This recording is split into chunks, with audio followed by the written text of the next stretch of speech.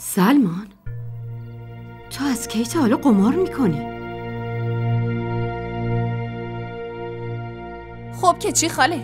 یه جور میگه انگار داره چی کار میکنه. راستشو بخوای آبجی بانو، تو چشم دیدن خوشی پسرتو نداری. همیشه دلت میخواد ناراحت و افسرده ببینیش. واسه همینم هست که هی میای کرم میریزی. آره راست میگی. کلمه قمارباز و دزد براش خیلی کمه. این از خدا بیخبر از دهن دختر خودش دزدیده. این دخترها پدرشون زنده است ولی دارن مثل یتیما زندگی میکنن. باز شروع نکنی ها.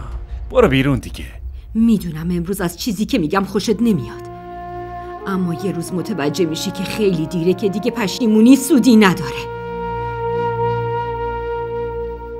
امروز یه مادر نفرینت کرد.